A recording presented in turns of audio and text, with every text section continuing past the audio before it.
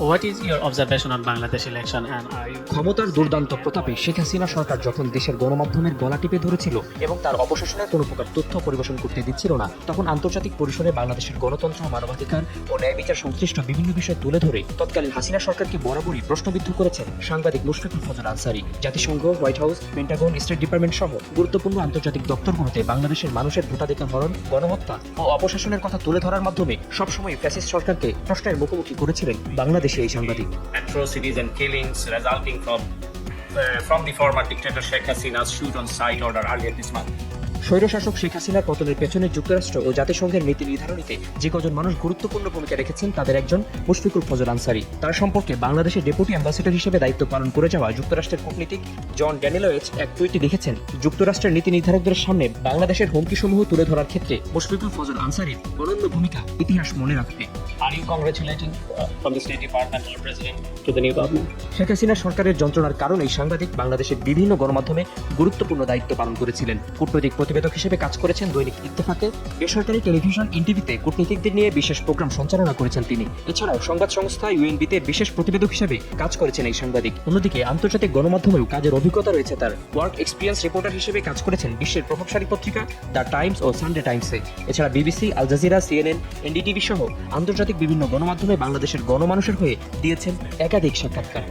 Bangladesh government declared the শুধু সাংবাদিকতাই নয়, মানবাধিকার কর্মী হিসেবে কাজ করার পাশাপাশি বাংলাদেশের তখনকার অবস্থা তুলে ধরে বক্তব্য রেখেছেন ব্রিটেনের হাউস অব কমন্সে। গণতন্ত্র ও মানবাধিকার নিয়ে বক্তব্য রেখেছেন হার্ভার্ড, অক্সফোর্ড, জর্জ ওয়াশিংটন সহ বিভিন্ন ইউনিভার্সিটিতে। বর্তমানে তিনি ওয়াশিংটন ভিত্তিক মানবাধিকার সংস্থা রাইট টু ফ্রিডমের নির্বাহী পরিচালক, জাস্ট নিউজ বিডির সম্পাদক ও ওয়াশিংটন থেকে প্রকাশিত ফরেন পলিসি বিষয়ক ম্যাগাজিন সাউথ এশিয়া পার্সপেক্টিভসের নির্বাহী সম্পাদক হিসেবে ওয়াশিংটন থেকে কাজ করছেন।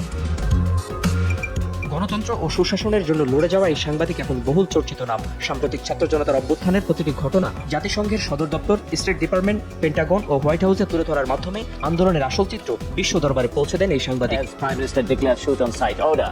বিশ্বের সবচেয়ে প্রভাবশালী সাংবাদিকদের সংগঠন যুক্তরাষ্ট্রের কেন্দ্রীয় প্রেস ক্লাবের দুটি কমিটির নির্বাহী সদস্য তিনি। হোয়াইট হাউস করেসপন্ডেন্টস অ্যাসোসিয়েশন এবং ইউএনসির সদস্য মুশফিকুল ফজল আনসারী। বাংলাদেশের জাতীয় প্রেস ক্লাবের সদস্যও ছিলেন তিনি। তবে পদলেহী সাংবাদিকদের প্রতি ধিক্কার জানিয়ে ছাত্র জনতার গণ অভ্যুত্থানের সময় জাতীয় প্রেস ক্লাবের সদস্য পদ থেকে পদত্যাগের সিদ্ধান্ত জানান। ক্ষমতাচ্যুত আওয়ামী লীগ সরকার নানাভাবে সাংবাদিক মুশফিকুল ফজল আনসারী ও তার পরিবারের সদস্যদের হেনস্থা করেছে। দীর্ঘ ৮ বছর দেশে থাকা মায়ের সঙ্গে দেখা করতে পারেননি আলোচিত এই সাংবাদিক। সরকারের সৃষ্ট পাসপোর্ট জটিলতার কারণে মুশফিকুল ফজল আনসারীর বাবা মাকেও ৮ বছর ধরে ২ দেশে থাকতে হয়েছে, বাবা লন্ডনে আর মাকে সিলেটে। এমন পরিস্থিতিতেও অসহনীয় নির্দয় আচরণের মধ্য দিয়ে বাংলাদেশের গণতন্ত্র, বাক স্বাধীনতা, সুশাসন ও ন্যায় বিচারের কথা বলে গেছেন তিনি।